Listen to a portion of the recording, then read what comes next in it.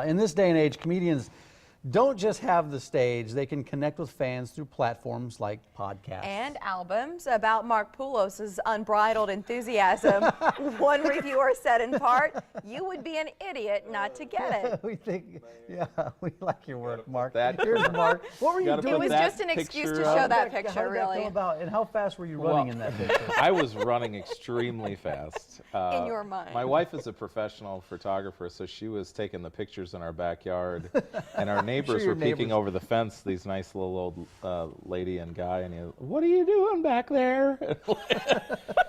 Just dressed like a wrestler superhero running through my backyard.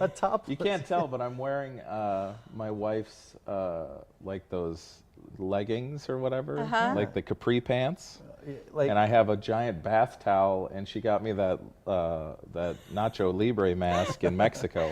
A lot of effort went into the shoot. Well, I got a record deal, and the guy goes, "We need a cover that when we put it on iTunes and everything, people are like, 'What is that?'" Yeah. So I was like, "All right, I guess I'm running naked through my backyard. So let's do this." You know.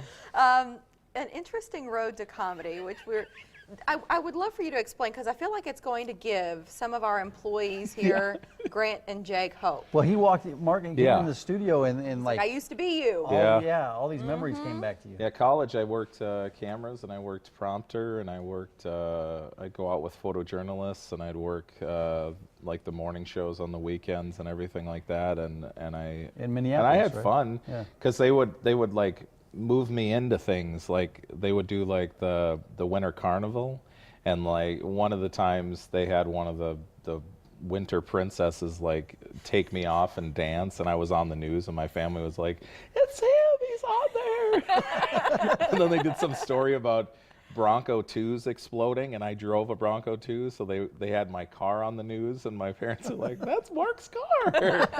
I think I got a little taste of like the celebrity at that point. So what do they think about you now and what you do? They think it's amazing. They can't believe this has been my job for 15 years. So my wife's in nursing school, and I've been supporting us and my daughter for a year doing just stand-up, so it's been crazy. Yeah, where are you from? Where'd you grow up at? Minneapolis. Yeah. I grew up in a suburb outside of Minneapolis called Edina. You have a normal family? I mean, oh yeah. You know, my dad, well, he was an older dad. He had me when he was 53. So he's passed now, but he was 85 when he passed away, and my mom's only like 63. So are they good for material? Do you tell stories on stage about your upbringing, your family now? I used to do a lot of that stuff, because that's where all like the funny stories came from. But now it's just like I spend a lot of my time on the road, so strange things happen when I'm on the road. So that's a lot of the stuff that I write. Anything strange while you've been in Omaha?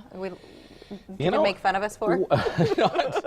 I don't think any. You know, the first time I ever worked here years ago, a blizzard happened on the Saturday that I was supposed to do the show, and I almost drove off the road going to the comedy club from my hotel, and I got there, and the lady was like, "Well, at least you get paid. There's no one here, but here's your check. You can go ahead and go back to the hotel." And I was like, "Couldn't you have mailed it to me?" I almost died. It's just ridiculous. So what's your dream? We talked about your dream professionally. What are Where your you know aspirations? you've made it, like you feel like this is it.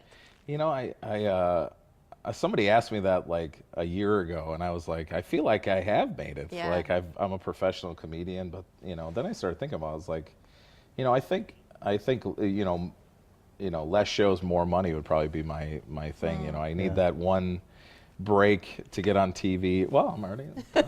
This is it. Like real TV. I am America. You know, this is a closed circuit, you know.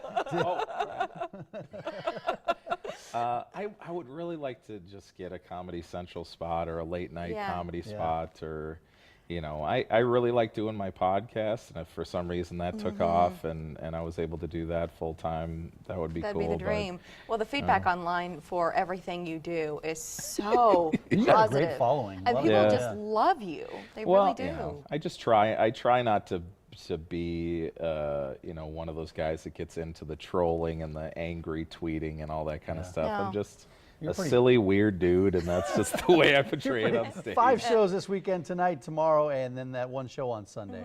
Online, Check him out. Being 6'7" and He's big- 350, he's you know. Very tall. I'd ask you to stand up, but I think your head would just We'd get lose out of the the lights. shot. We'd lose Very Thanks, very Mark. nice. Oh, Really great thank to you meet you. guys. I today. appreciate Appreciate it. you being here.